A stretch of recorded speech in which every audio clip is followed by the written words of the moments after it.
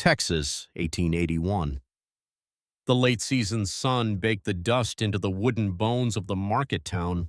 Horses neighed, cattle bawled, and men barked over prices with whiskey breath and worn boots.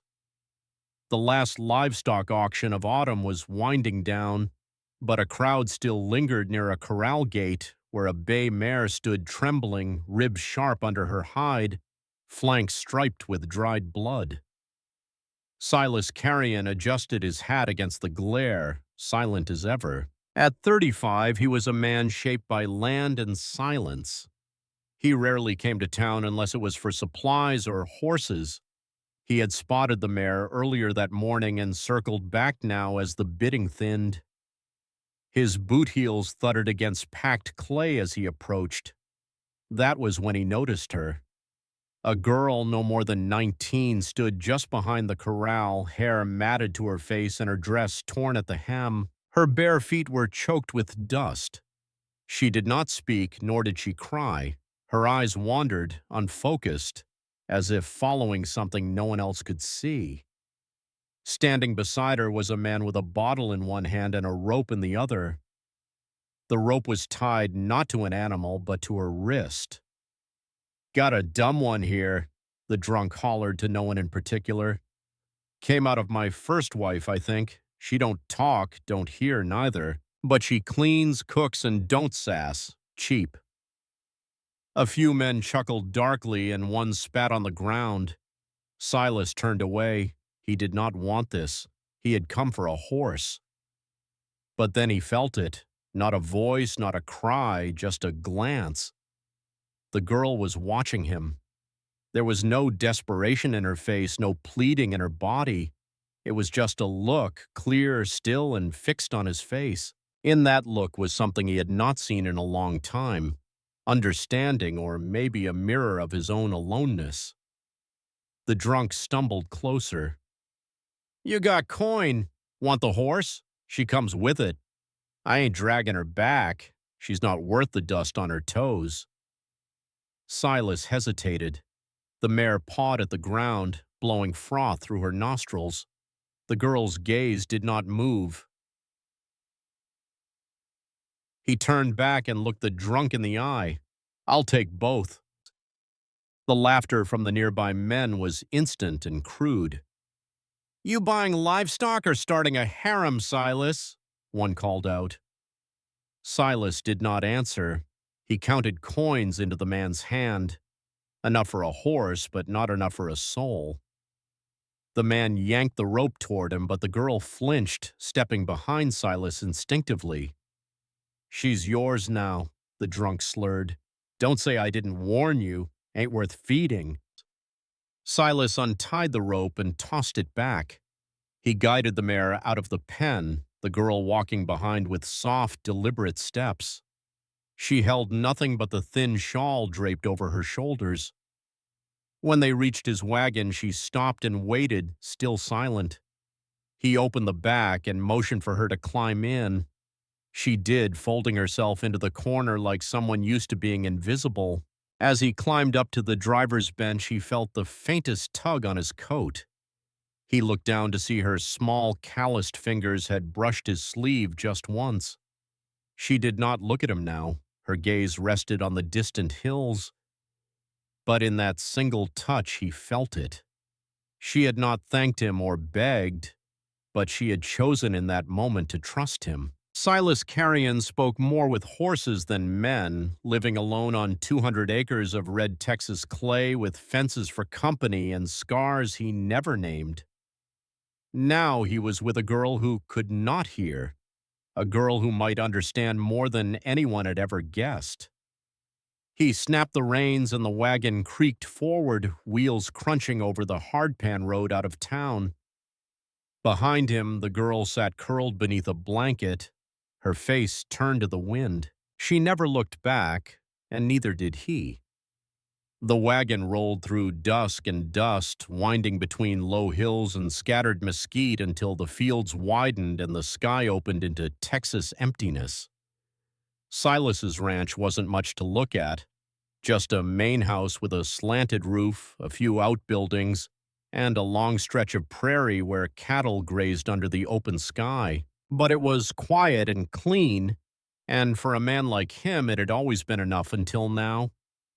He helped the girl down from the wagon, unsure if she would bolt or freeze, but she stepped lightly to the ground.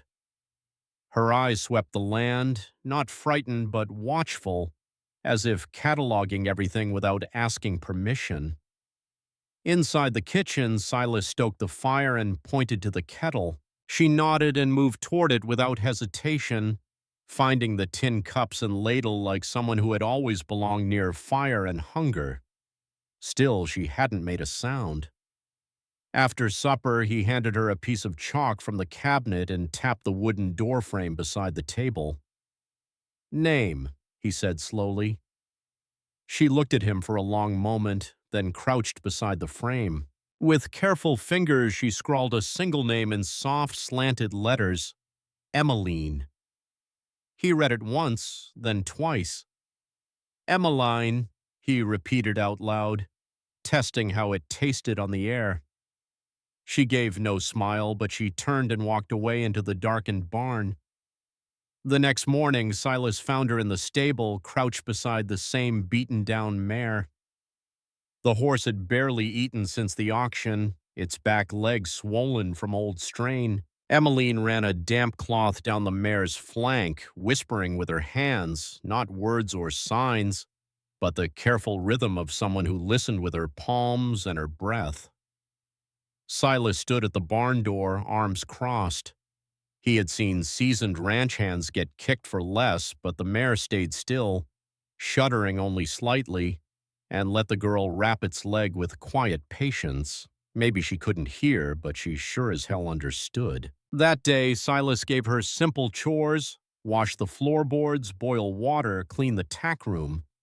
She did them without complaint, without asking, and without one sound. Each night he left chalk for her, and she would write notes in the margins of their world. Bacon low, dog limping, wind smells like dust. They never spoke, but the quiet didn't feel empty until the storm came. It started like most Texas storms, slow and deceitful. A hot breeze rose around sundown, brushing against the long grass like a warning breath. Silas glanced at the sky and noticed a line of clouds brewing far off, but thought nothing of it. He was in the cattle shed when she appeared. Emmeline was barefoot, her breath quick but soundless. She grabbed his sleeve and tugged hard. "What?" he asked, startled. She pointed upward, her hands trembling, her eyes saying what her mouth could not. He hesitated halfway through checking a sick calf, but something in her gaze snapped him into motion. She pulled again toward the barn door, away from the corral. Then it happened. A crack, a shatter.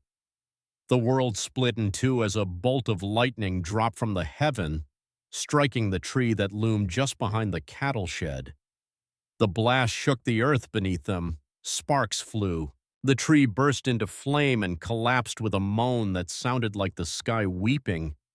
Silas stumbled back as the calves bleated in terror. Smoke curled into the sky. He looked at her. Emmeline stood frozen just outside the doorway, her face lit by the flickering fire, her eyes steady and her chest rising fast. She had known, not guessed, and not just sensed it after the wind rose. She had known before the thunder, before the air changed. Silas walked toward her slowly, still in shock. "How did you?" He started, but she only looked at him, silent and certain.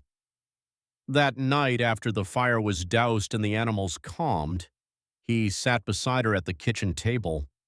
No chalk this time, no words, just a man with his hands on the wood and a girl who could not speak. And yet somehow she had heard something no one else could. Not thunder, not wind, but the warning inside the world. Silas realized for the first time in years that he wasn't alone. He looked at her hands folded in her lap. "Emmeline," he said again. She lifted her eyes to meet his. Her silence answered, and it was enough. Since the storm, Silas had started to pay more attention, not with suspicion, but with the quiet curiosity of a man who had lived too long in silence. Emily never spoke, never signed, and never wrote much more than her name. She had no books, no formal learning, and no words. And yet there were days when it seemed like she understood more than anyone he had ever known. One morning, when a head cow stood alone in the pasture not eating, Silas chalked it up to the cold. He made a note to watch her. But Emmeline moved without hesitation. She brought straw to the birthing stall, drew water with mint leaves from the well, and stood beside the cow, stroking her belly in slow, measured circles. By sunset, the cow was in labor. She had known. Silas said nothing, but he watched her.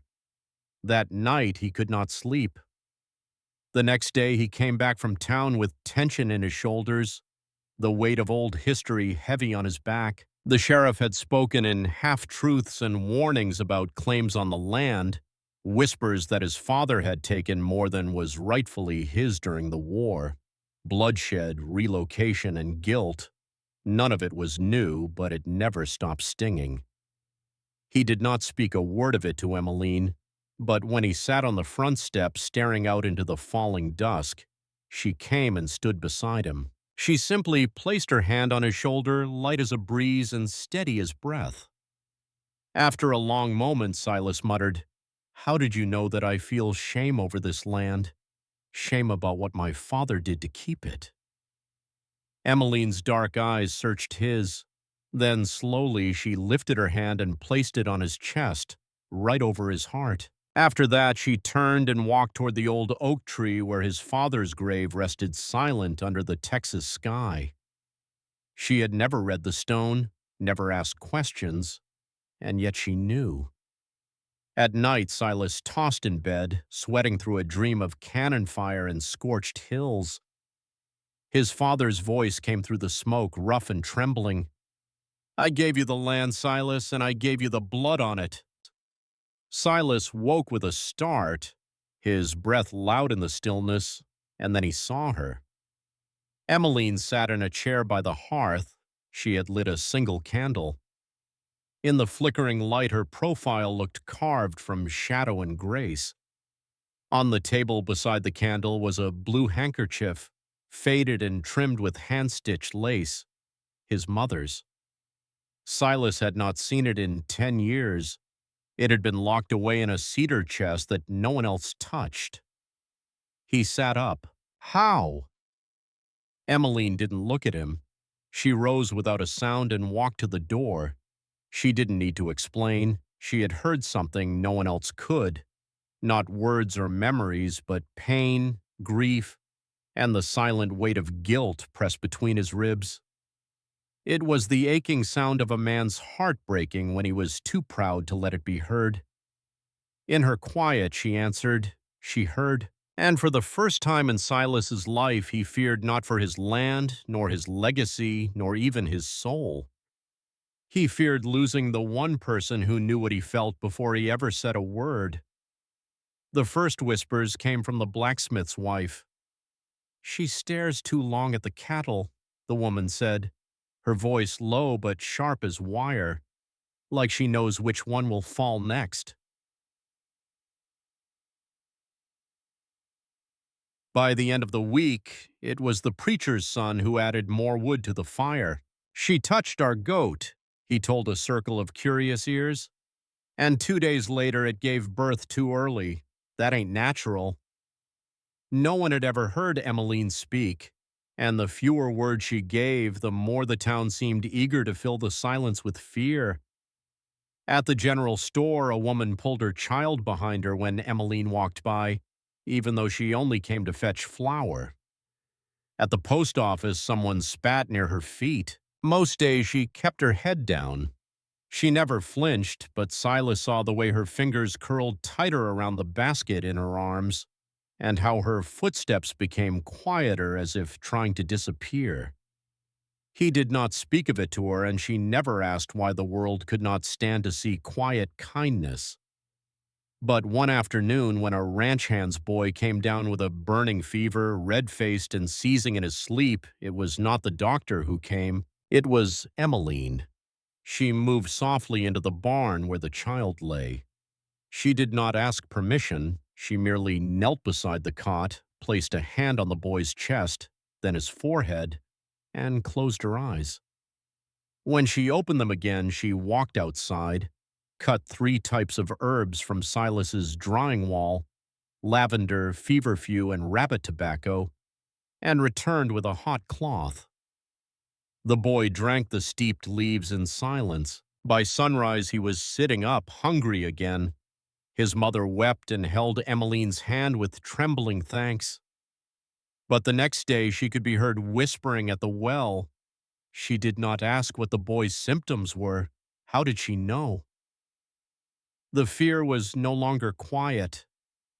3 days later they came with torches, not lit but carried like promises.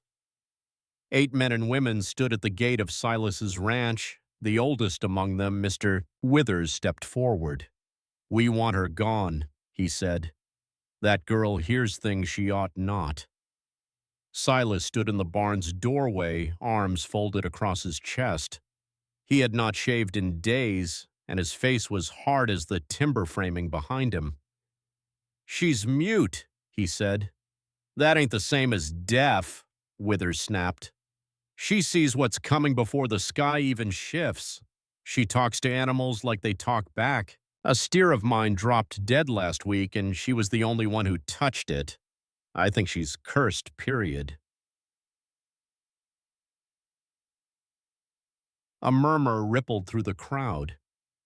Inside the house, Emmeline stood behind the curtain. She had heard the gravel shift under their boots. She had seen their faces twisted, not with hate, but something worse, certainty.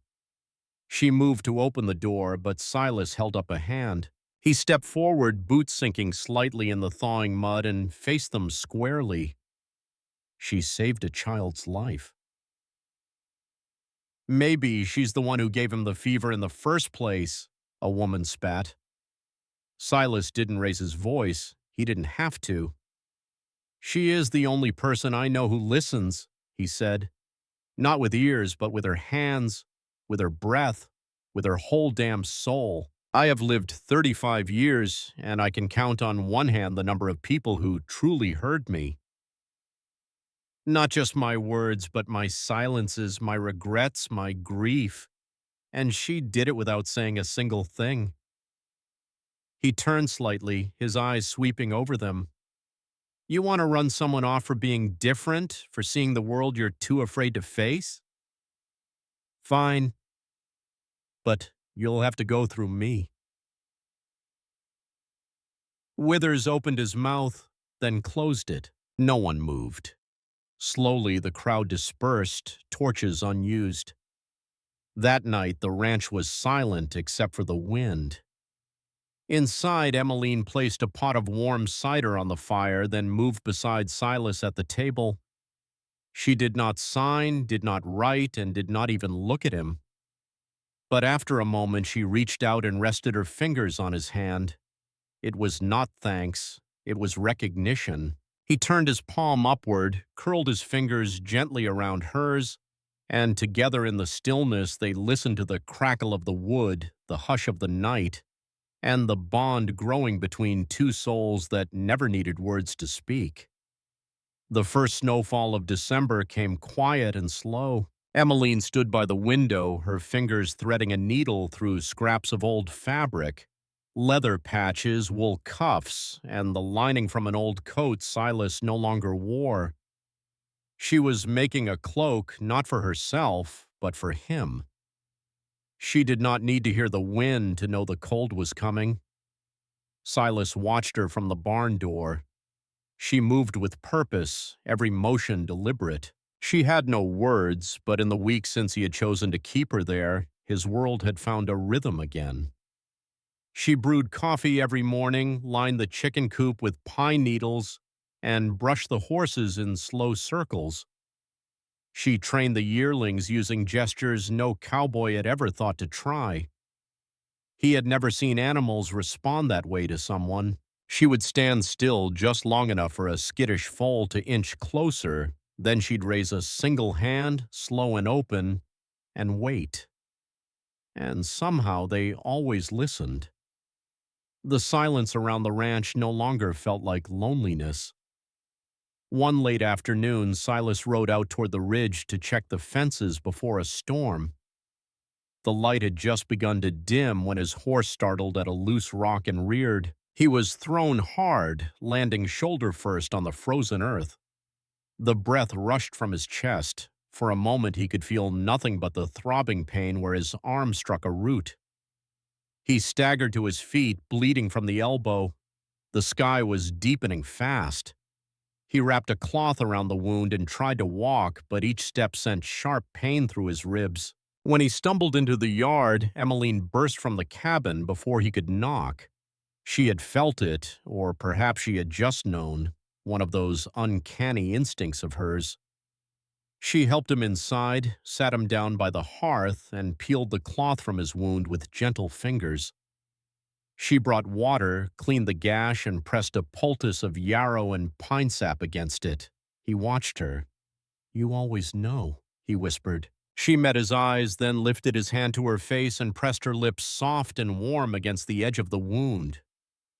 Silas stilled. The fire crackled and the room seemed to hold its breath. Emmeline did not speak, but something passed between them like a door opening in the quiet. Later, as snow dusted the window panes, Silas sat across from her at the table. He had written on a piece of paper, "I want to hear your heart if you'll let me listen with mine." She looked at the words for a long time, her fingers touching them one by one as if to feel the truth inside the ink. When she finally raised her eyes, they were wet, but not from sorrow. She reached across the table and touched his chest. Just once, and then for the first time she smiled, a smile like sunrise, like something breaking free. The day softened. Emmeline taught him sign language, water, fire, thank you.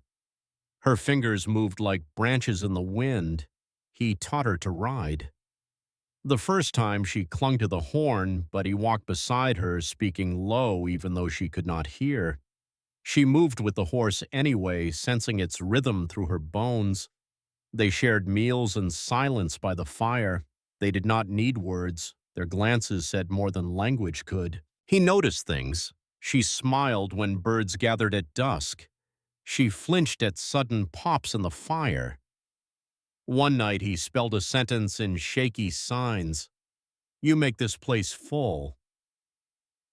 She stared, then touched her fingers to his lips. Then came the storm. Silas had fallen asleep by the fire after repairing fences. He woke to her hand on his shoulder. Emmeline pulled his coat and pointed toward the barn. Outside, the wind had shifted. In the barn, the horses thrashed. Emmeline moved through them like wind, touching each flank, calm and certain. A loud creak came from overhead. Silas looked up. A beam had cracked. "We need to move them," he shouted. But she was already leading the mare out, signing fast, "Roof will fall now." Together they moved the horses to the shelter. Just as the last animal cleared the door, the north beam gave way and the roof crashed down. Silas turned. Emmeline stood watching the barn collapse, her hair soaked and her chest rising. He looked at her. "How did you know?" he asked. She touched her chest, then pointed to the sky. Later in the cabin, he took her hand and spelled, "You belong to this land." She smiled and placed his hand over her heart. The wind that once carried whispers now brought footsteps. Something had shifted in the town beyond Silas's fences. The first was Tom Weaver, a ranch hand with a torn shoulder. He arrived one morning, arm limp. "Heard she fixes things quiet," Tom said. Emmeline came without a word. She examined the arm, her hand steady, listening to something deeper. 2 days later, a widow came who had not slept in weeks. Emmeline sat with her at dusk, hands gently resting on her shoulders until the shaking stopped. The next morning, the woman returned with a pie and a hand-stitched scarf. "For the girl," she said, "the one who hears more than we do." That winter passed with fewer raised voices. Silas and Emmeline lived as before, but now passing townsfolk tipped their hats. Some left preserves by the gate. Each morning, Emmeline wrote on the chalkboard, "Today will be good, I can feel it." Sometimes she was wrong, but most days she was right, and slowly, people believed it. Then came the Sunday that changed everything. A 7-year-old boy had vanished during morning chores. Panic spread. When Silas and Emmeline heard, they joined the search. Emmeline knelt and pressed her hands to the earth, palms, wrists, her whole forearm. Then she crawled forward, tracing subtle marks, a shifted pebble, a broken twig. She walked and they followed. Silas, then Tom, then others through thickets and up ridges. In a cedar clearing, they saw him. The boy was curled beneath a tree, his ankles swollen and his face streaked with tears. Emmeline ran to him. When the boy was safe, no one called her strange. They called her the girl who hears with her heart. Years passed. The ranch still stood, wrapped in the steady rhythm of a life not hurried. Silas walked a little slower now, and Emmeline's hair was threaded with silver, but they counted time in seasons and moments held quietly between two hands. Children came from town to learn from her, to listen with their whole being. She taught them to know the difference between fear and shyness in the twitch of a rabbit's nose. She taught with silence and the rare way she smiled when they understood something without words. Silas built a wooden bench beneath the cottonwood tree where they sat most evenings, shoulder to shoulder, watching the sun settle. One evening, Emmeline turned to him. She had learned to shape a few careful words over the years. She spoke with a voice not used to being heard, soft as a leaf falling in snow. "I do not need sound," she whispered. "Only you." Silas blinked. His throat tightened as he answered, "I hear you, always have." They stayed like that until the last light faded.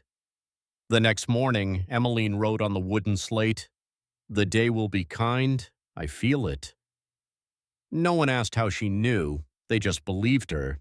And when the old folks in town talked about her, they didn't whisper the word witch anymore. Out on the quiet plains of the American West, where wind and silence speak in the same tongue, a lonely rancher and a girl the world called deaf discovered a language deeper than sound. Thank you for walking this journey with us. If stories of love that endure speak to you, subscribe to Dust and Heart Western Tales. We'll see you again in the next story. Until then, may your quiet moments be full.